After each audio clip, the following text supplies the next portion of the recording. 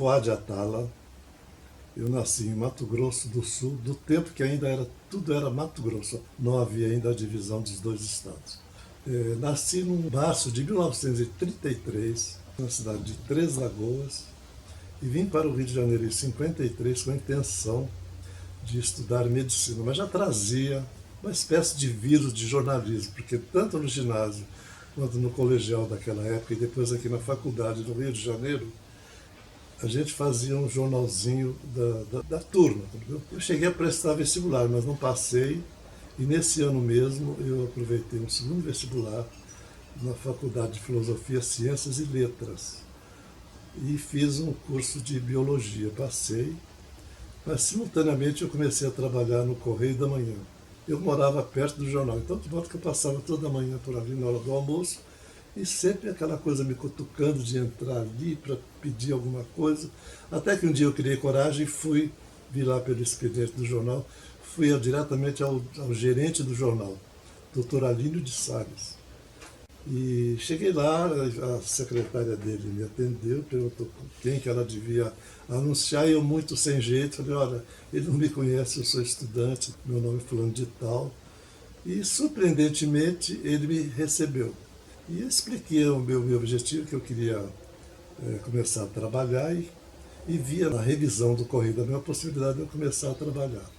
Ele me olhou assim com um ar muito paternalista, assim, meio apiedado, falou assim, olha meu filho, a revisão é um setor muito procurado, mas eu vou fazer um bilhete para o chefe da revisão, que se chamava José Fernandes.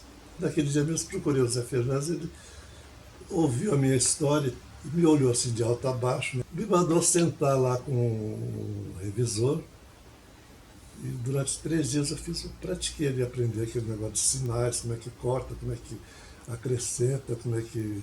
Enfim, os sinais básicos de revisão. Naquela época era tudo manual.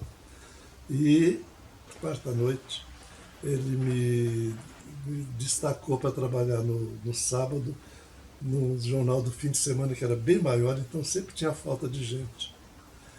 Na sexta-feira, tinha faltado um revisor. E ele então me colocou para trabalhar ali, trabalhar como conferente. Depois de uns 3 anos eu fui para a redação, por intermédio do José Guimarães, que fazia uma página no jornal chamada Aconteceu, que eu revisava, acabou se simpatizando comigo e me indicou para a revisão. Fazia revisão assim, de artigos de Costa Rego, que era o redator-chefe, do Alto Maria Carpo, que era o articulista, Frank de Oliveira, reportagens mais especiais caíam sempre na minha mão. Depois eu fui ser repórter, fiquei 2 ou 3 anos na reportagem, fiz reportagem de polícia, reportagem de cidade, depois eu acabei caindo na editoria e finalmente na secretaria. Estava no auge do Jornal do Brasil, a renovação, as reformas do Jornal do Brasil, o Correio também não tinha copydesk, não tinha diagramador, não tinha nada. E eu então comecei a encher a cabeça do Luiz Alberto Bahia, que era o redator-chefe, para a gente criar um segundo caderno. Na verdade, esse segundo caderno existia. Tinha assim o primeiro caderno, que era o Noticiário Geral, depois tinha um segundo caderno, só com o nomezinho lá em cima, o segundo caderno, numérico, e abrangia a parte de esporte e o resto do jornal. Tinha alguma coisa de arte, de cultura, tinha coisa de militar. Era uma miscelânea danada ali, entendeu? E eu comecei a encher a cabeça do Bahia, ele me mandou então, acertou com o Nascimento Brito, que era o superintendente lá do jornal, um estágio meu lá no Jornal do Brasil, redator-chefe Jânio de Freitas. E lá ele me colocou para ver como é que funcionava o copydesk. Eu tive a grande vantagem de conviver com o articulador da parte gráfica do jornal, que era o Amilcar de Castro, o arquiteto, que bolou aquela diagramação toda bonita que o Jornal do Brasil fez, que foi uma revolução na época. E aí vi como é que era aquele... Fiquei uma semana lá vendo como é que funcionava. Aí voltei para o Correio da Manhã, aí a gente implantou assim, meio precariamente, o tal segundo caderno. Aí sim, com o nome de segundo caderno, destacado e tal. E o primeiro grupo de copydesk foi composto pelo José Lozeiro, Salviano Cavalcante de Paiva, convidamos o Coni, Carlos Heitor Coni, para fazer uma coluna, que ele batizou de Arte de Falar Mal, e Muniziana, com a sessão de cinema, o Pascoal Carlos Magno e depois o Van Jaffa, na área de teatro, o JJ, que fazia uma coluna de variedades, assim, que eram 3 J, Zé Álvares, Jorge Leão Teixeira e José Condé, que era o editor da coluna de livros. Nesse período, ocorreu um episódio que marcou, assim, de uma certa forma, a minha carreira, na época da renúncia do Jânio Quadros. O Lacerda, que era governador do estado,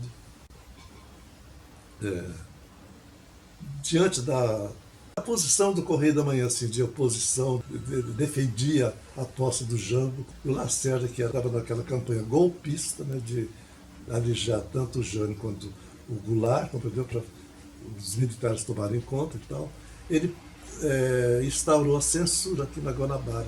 Já tinha mudado a capital para Brasília e ficou o estado da Guanabara.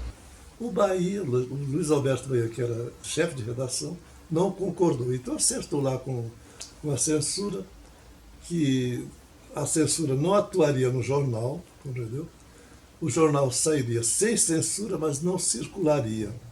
Então o jornal começou a sendo feito, aquele jornal quente, com aqueles editoriais explosivos, aquela coisa que a gente ficava empolgado com aquilo tudo. E isso foi assim durante uma semana.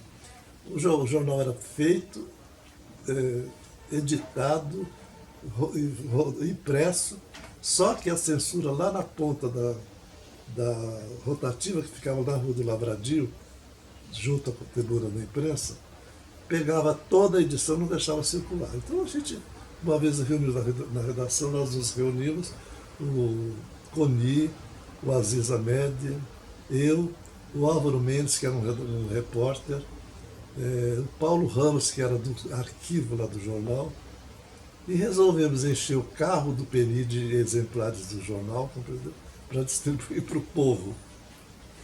E nós então tomamos ali a Avenida Chile, do carro dele.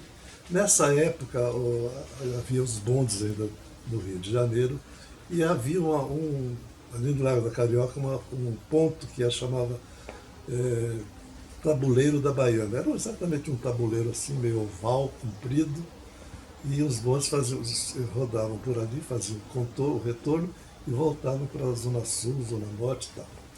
E nós então paramos ali de frente à estação do bonde, e começamos a distribuir o jornal. O pessoal, quando descobriu que era a corrida mesmo, o pessoal saltava assim do bonde, vinha disputar jornal com a gente, né? Bom, nesse meio tempo, nós fomos interceptados por um jipe da Polícia Militar, que naquela época era os Cosme Damião, né? Cosme Damião, que eles andavam sempre em dupla e usavam aquela farda caque, né? Eu sei que pegaram a gente ali, botaram todos nós no jipe e seguimos para a Polícia Central, que era ali na Rua da Relação, próximo ao jornal. Na passagem, no trajeto da Polícia Central, nós cruzamos com o redator do jornal, que era credenciado para cobrir o material de polícia, era o Agostinho Seixas. Ele viu a turma toda enfileirada passando assim, e a gente ainda fez um sinal assim meio com os olhos e tal, ele entendeu o que era, ninguém falou nada, né? E aí seguimos, pegamos o elevador lá que nos botaram, levamos para um andar lá em cima, se não me engano, era 3º ou 4º andar, e nos colocaram numa sala, que era assim, sala de explosivos. Então fomos lá, o Aziz, o Coni, eu, o Álvaro e o Paulo Ramos, ficamos ali, e lá encontramos, acocorado lá num cantinho assim, feito uma coruja, o Santos Valles, um empreendedor imobiliário, que assinava artigos a favor do Jango no Correio da Manhã, que eram escritos pelo Franklin, que falava de favela, pelo cemitério e tudo. E ficamos lá assim, de 11 mais ou menos da manhã até 8 horas da noite. Ninguém nos procurou, não fomos importunados por ninguém interrogou a gente, ninguém fichou nem nada, ficamos lá sem almoço, mortos de fome, 8 horas da noite. Nessas alturas, a notícia já tinha corrido lá no Correio da Manhã, e naturalmente eles agiram lá junto à chefatura de polícia e nos liberaram sem mais nem menos e fomos embora. Fomos a pé ali mesmo, que era pertinho, cheio. Quando nós entramos na redação, que abriu a porta, a redação toda caiu em ovação, batendo palma pra gente. Foi muito engraçado aqui, um episódio assim curioso. que não redundou em nada, foi um protesto que não adiantou para nada. Tem um outro ainda que eu posso me lembrar, que eu me lembro dessa época ainda que eu estava no Correio da Manhã, ainda no tempo da ditadura. É preciso que eu explique o seguinte: até a ditadura, em 65, eu permanecia no Correio da Manhã, mas aí, com a história da Revolução, houve uma série de mudanças e eu fui encostado para o arquivo. Então era um trabalho só à noite, que eu podia fazer durante o dia. Eu tratei de procurar, eu recebi um convite do Globo e fui para lá, para ser secretário da redação. Então eu trabalhava no Correio da Manhã até umas 5 horas do arquivo. Eu me lembro que um dos trabalhos que eu preparei foi um necrológio da Cecília Meirelles, quando ela morreu. Eu fiz um trabalho bem feito, assim, bem pesquisado. Mas aí eu tinha tempo disponível para trabalhar no Globo. E aí já era plena ditadura. Aquela revolta a Revolução dos Estudantes na Europa, que espalhou pelo mundo todo, inclusive aqui no Brasil. Os estudantes faziam aquelas greves, aquelas coisas todas. No início do ano de 68, a economia até estava andando bem, dentro daquele esquema da ditadura. Né? O Delfim Neto era o ministro da Fazenda, Costa e Silva era o presidente, e ele tinha conseguido no ano anterior um superávit no comércio internacional, um avanço, um crescimento da economia. Então estava começando um ano relativamente tranquilo, dentro da ditadura. Né? Então, só que, acho que foi em março, se eu não me engano, no Calabouço, que era o restaurante dos estudantes, lá perto do aeroporto Santos Dumont, uma revolta lá por causa de comida, preço, qualidade, ou coisas assim, que terminou numa confusão danada. A polícia foi chamada e nessa confusão um estudante, o Edson Luiz, foi baleado e morreu. E acirrou o ânimo dos estudantes. Foi uma semana de protesto e tal, a polícia reprimindo, até que na missa de 7º dia, que foi realizada na Candelária, a polícia foi encurralando os estudantes ali. E os fotógrafos, naturalmente, fotografando aquilo tudo. Eu trabalhava nessa ocasião, além do Globo, na revista Seleções. E eu tinha passado na revista para entregar um trabalho e o fotógrafo do Correio da Manhã sabia que eu estava lá naquela manhã. Então a polícia começou a reprimir os estudantes, encurralar os estudantes, eles foram subindo pela escadaria, entrando pela Candelária, a ponto de quase a cavalaria entrar dentro da igreja também. E a polícia então começou a recolher dos fotógrafos as máquinas, os filmes, tal, arrancava deles, tal. O fotógrafo do Correio da Manhã bancou espertão, entendeu? E escondeu os filmes dele, saiu de cena logo, ele fotografou o que ele tinha que fotografar, deixou a máquina dele vazia, ele conseguiu ainda deixou lá um filme virgem, coisa parecida, e eles arrancaram o filme e tal, e ele então saiu dali. A polícia fez uma fogueira com os filmes que ela recolheu, lá do 8º andar do prédio das Seleções, dá pra gente ver tudo, acompanhei tudo aquilo ali. E aí, de repente, aparece o fotógrafo do Correio da Manhã, que era o Galo, Amiuti Galo. E apareceu lá todo afobado. E ele, então, ali na sala mesmo da redação, na frente de todo mundo, ele explicou o que estava acontecendo, tirou um monte de filmes assim, colocou na cueca dele na frente de todo mundo, baixou as calças, pregou com o durex que o pessoal da redação deu para ele, e conseguiu salvar os filmes e depois saiu lépido e fagueiro para o Correio da Manhã. O Correio da Manhã dia seguinte deu aquelas fotos maravilhosas da cavalgada da polícia, a fogueira dos filmes, compreendeu e tal. E foi assim que culminou essa operação lá da polícia, tentando reprimir. Realmente, a operação lá no Calabouço estragou todo o governo do Costa e Silva, e daí para diante foi piorando, porque os protestos continuaram. Entrava a igreja, a OAB, os padres, aquela coisa toda, fechavam, invadiam universidades em várias partes do Brasil. Aí foi complicando, até que 69, né, 68, né, que teve o AI-5, né, no governo dele, do Costa e Silva. E em 69, o Correio da Manhã foi interditado nessa ocasião, houve prisões, né? Depois eu estava no Globo, e na época do presidente Médici, em plena ditadura, ele então lançou projetos para a Amazônia, que abordava assim, todos os itens assim, da economia nacional. Tinha projetos para industrial, para ecologia, para obras de saneamento e tal, tal, tal. Eu sempre discutia as manchetes com o Dr. Roberto Marinho. Chegava ao fim da tarde, ele me chamava para o gabinete dele, eu ia com a minha pauta dos principais assuntos do dia, e aí eu relatava para ele o teor de cada matéria e tal, ele avaliava e decidia o que era manchete, e o resto podia ir ou não na primeira página, conforme a disponibilidade de espaço. Só que nesse dia que o Médici lançou esse programa, o Dr. Roberto estava em Brasília. E na ausência dele ficava no lugar dele o irmão Dr. Rogério Marinho. O Dr. Rogério, ele era aficionado por matérias de natureza, ecologia. Inclusive ele foi um dos fundadores de uma instituição que ainda existe até hoje, Fundação Brasileira para a Conservação da Natureza. Eu também participei dessa fundação, junto com ele. E um dos projetos mais importantes do plano que o Médici lançou era referente ao ecossistema da Amazônia, proteção, criação de reservas naturais, parques nacionais e tal. Aí discutiram com o Dr. Rogério, ele optou por esse tema. Aí fizeram lá uma manchete bonita. Médici, não me lembro agora qual foi a manchete, mas era em cima, positivamente assim, em cima da questão ecológica do meio ambiente da Amazônia.